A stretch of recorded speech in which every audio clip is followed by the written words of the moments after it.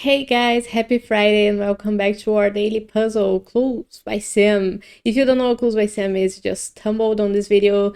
Clues by Sim is a daily puzzle where there are 20 people on a board and all of them, each of them may be a criminal or an innocent, and you gotta figure that out using clues that each person may give you, and you need to do no guessing. The puzzle starts at easy and goes up to evil along the week and sometimes evil. We haven't had an evil one in a long time, but if you want to try today's, there is a link in the description to take you to it. So if you want to follow along with me, or maybe you happen to get stuck and need some help, then I'm going to try to explain my logic as I'm doing it. So let's start now. We start with Maria telling us that only one of the 3 innocents in row 2 is Joy's neighbor. So there's 3 innocents in row 2 here, and 2 of them neighbor Joy, but only one of them is an innocent. Only one of the 2 the neighbor Joy. Which means that to make 3 people, we need both Hazel and Isaac to be innocents. I'm gonna leave Maria's clue here, just in case I forget. Now Hazel tells us that exactly 1 innocent in column B is neighboring Rohan. Or Rohan. Rohan is in column B themselves, so they need to have only 1 person that also neighbors him in the same column to be an innocent, which means that either Kumar or Will is an innocent and the other one is a criminal. And we don't get anything else from that. Isaac tells us there's an odd number of criminals neighboring Betsy. Ooh. Betsy has 3 people neighboring her. One of them down here in row 2 is going to be a criminal already. If Chad, who's the 3rd neighbor, were to be a criminal, Betsy would have an even number of criminal neighbors. So Chad couldn't be a criminal. We don't need Isaac's clue anymore. Now Chad tells us that an odd number of innocents in column B are Ollie's neighbors. So we know that Ollie neighbors both Kumar and Will, of which you know there's only 1 innocent. And same logic as Betsy, there has to be only an odd number of innocents there, including Rohan. So Rohan couldn't be an innocent, or else we would have 2, and that would make an even number. So we don't need Chad's clue anymore, but now Rohan tells us that Chad has exactly 4 innocent neighbors. One of them is here, who's either going to be Kumar or Will. What? Oh, Chad. Where's Chad? Chad is up here. Why did I read Chad and think about Ollie? I don't know. See, that's why we make mistakes. We gotta really read and pay attention. Looking back at Chad, he has 4 innocent neighbors. One of them is Hazel already. The other one is either gonna be Freya or Gary, so that's 2. The only way for him to have 4 is for both Betsy and Dennis to be innocents as well. We don't need Rowan's clue anymore. Now Dennis tells us that Vance is one of Ollie's 2 innocent neighbors. So Vance is an innocent. Ollie is gonna have a 2nd innocent neighbor here in column B, so that makes Joy a criminal. We don't need Dennis' clue anymore. Now Joy tells us that an odd number of innocents on the edges neighbor Xena. Xena has 5 people, but only 3 of them are on the edges who neighbor her. And an odd number of them are innocent, so that may be all 3 of them or just 1, but we don't know yet. Vance tells us that Xena has exactly 2 innocent neighbors total. So that makes it so that there couldn't be 2 innocents neighboring Xena on the edges, since that's not an odd number. So the last neighbor who is not on the edge for her has to be an innocent, and only 1 innocent neighbor is her on the edge. Let's leave Vince's clue there. And Joyce. I'm learning from my mistakes, guys. I'm not gonna dismiss clues that I shouldn't. Sue now tells us that Nancy is one of Maria's 4 criminal neighbors. Where's Nancy? Nancy is a criminal then. Maria is gonna have... I'm not sure that Maria is gonna have a 2nd criminal neighbor here because we don't know about Kumar. Will doesn't neighbor Maria. So we know that Maria so far has 2 criminal neighbors and that she has to have 2 more, right? Because Sue tells us that Maria has 4 criminal neighbors. But she has 3 neighbors we haven't figured out yet, so let's leave that clue there. And we open Nancy. Only 1 column has exactly 2 innocents.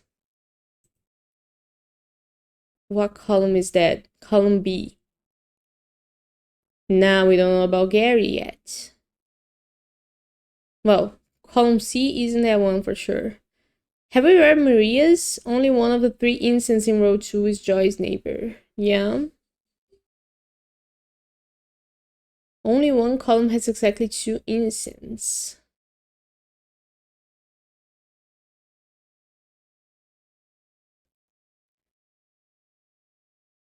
Well, it could be column D.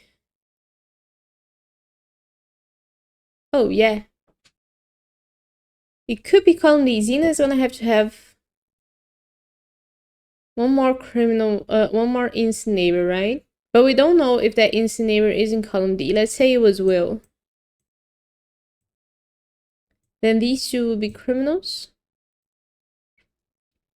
Kuma would be criminal. And then Maria would have her 4 criminal neighbors. Right?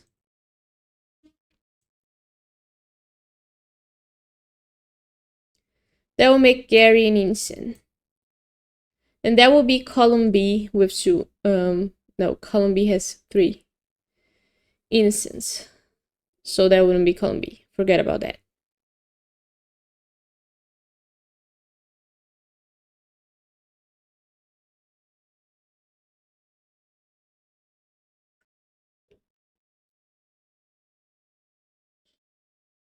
What if Will were a criminal? That will make Kumar an innocent. And someone here would have to be an innocent and the other one a criminal. It would have to be Tina, because Maria still needs 2 criminal neighbors. And they would have to be Gary and Tina. So far, Tina is always a criminal. So let's keep that in mind. And that will make Zara an innocent. And now column D has 2 innocents. But my point is that we should look at Tina and try to make her an innocent. If she were an innocent, Maria would still need 2 more criminal neighbors, so that would have to be Gary and Kumar. And that will make Will an innocent. Now column B has 2 innocents. Oh. I think we should have looked further.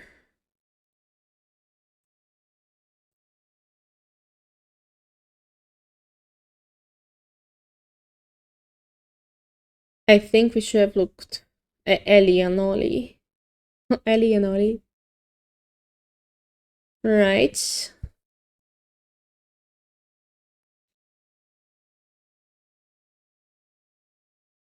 Because in this scenario, everything works for everybody. Xena has... Oh, no.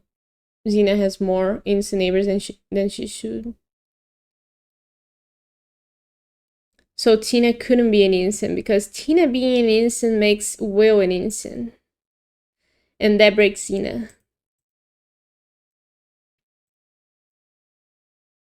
Good. I didn't have to look as far as I thought. So that was a good example of where you see a pattern of someone possibly being always one row, and then you gotta disambiguate that. Now Tina tells us there's an equal number of criminals in rows 2 and 5. Rows 2 and 5. We know how many criminals are gonna be in row 2, only 1. And that makes row 5 able to only have 1. And we also know that there is for sure gonna be 1 here who's either gonna be Will or Zara, because Xena has only 2 innocent neighbors, right? So now we know that Xena is an innocent because there's only 1 criminal in row 5, and that these 2 are one or the other. Now Xena tells us that row 1 has more innocents than any other row, and we know that there's 2 rows with 3 innocents, so row 1 has to have 4. Ellie now tells us that there's an odd number of criminals neighboring Rohan. Rohan has 1 criminal neighbor here, who's Joy. He's gonna have a second one here, who's either gonna be Kumar or Will, and that's an even number, so he has to have a third one, and that can only be Ollie. And now Ollie tells us Changing from dark to light mode. There is a light mode. Oh! Ah! Terrible. Terrible. But I get it. I get it. It's just...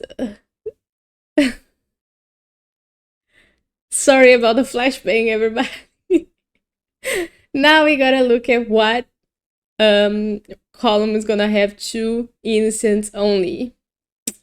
Let's make Zara a criminal and try to make column D. No, we know that Kumar and Gary are one or the other, since Maria still needs one more criminal neighbor.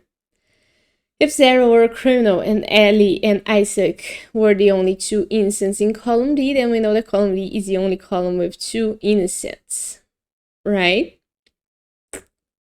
And there is a clue telling us that. I know that. I remember that. Yeah, Nancy's clue. Okay. So, Zara being a criminal makes Will an innocent, which makes Kumar a criminal, which makes Gary an innocent, which makes Freya a criminal. We have a nice domino effect here. Now Maria's total is okay. Column B has more innocents than column D, which is nice. But column A has 2 innocents, so that can't work. Zara has to be an innocent then. And that makes Will a criminal, and that makes Kumar an innocent, that makes Gary a criminal, and that makes Freya an innocent. And we are done. That was it. All green in less than 11 minutes. I'm pretty happy about that. And every day I find out something new about this game. It's pretty funny and I do really enjoy playing this. I hope you enjoyed the video as well. So have a nice kickoff to your weekend and I'll see you tomorrow for more Clues by Sim. Bye bye.